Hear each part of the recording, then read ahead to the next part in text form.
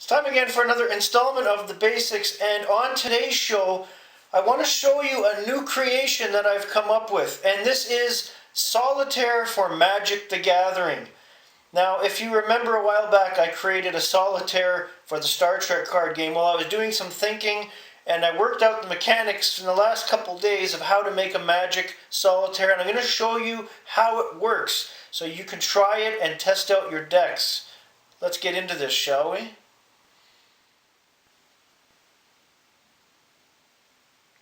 So, you want to play Magic the Gathering in Solitaire, do you?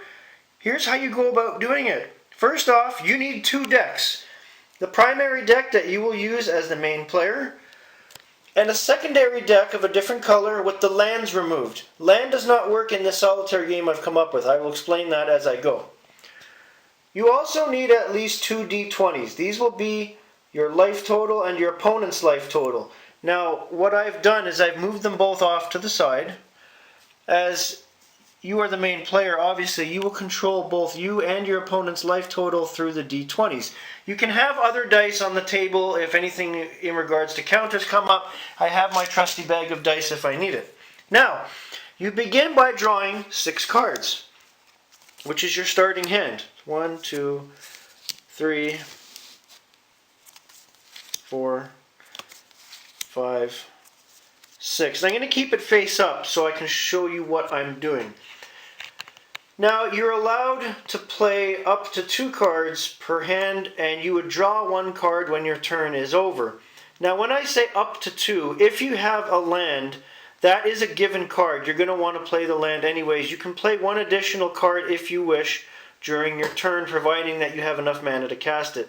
So on my first turn, I'm going to play a mountain to add to my mana pool, and I don't have anything that I can bring out with just 1 mana, so I'm going to move the hand over just a bit. I'm going to draw my card. That is the end of my turn, and I've drawn a mana.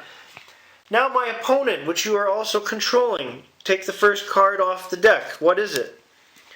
This is an enchantment. Enchanted creature gets +1, +5. Now, how this works, because there is no creature that he has out to start, the enchantment goes in the discard pile. So now he has nothing out. You go back to your turn. So what are you going to do? Obviously, you're going to put down another land. So now you have 2 land in your mana pool, and that should get me enough to bring out Goblin Raider, so I'm going to cast those 2. Goblin Raider is now on the battlefield. He's a 2/2 creature. The opponent has no creature out or anything to block. So that 2 goes right to damage. The opponent now has 18. That's all I'm going to do on this turn. I'm going to draw a card. Back to the opponent. Draw the next card on top. Okay, so this is Conservator. This is an artifact. Prevent the loss of up to 2 life. Because it's not an enchantment, any artifact like this can be left out if it does something like that. If it's not like an artifact creature, which obviously would go to defend, or if it's an artifact enhancement, which would add attack or defend to a certain creature. So we'll put that over here. That's in play. So if you try to deal damage the next turn, that will stop it, and then that will end up in the discard pile. So that's all he's doing. It's back to my turn. I'm going to add, well, I'm going to untap the land first off. I'm going to add a 3rd land. And I'm not playing against blue, I'm playing against a white deck, so that's kind of useless. I don't want to do any more damage to him yet, and I don't have enough to bring out Chandra's Fury, so I'm going to draw a card. And that ends my turn. So again, you go back to your opponent, draw the next card off the draw deck. Circle of Protection. Artifacts prevent all damage against you from 1 artifact source. That can go over there. So basically, you would keep going back and forth like that. If a creature comes up, I'm just going to take a few cards off and discard them just to show you what happens when a creature comes up. Wherever it is. So here's a creature. Say you draw that. That automatically goes into the battlefield. That's 1/1.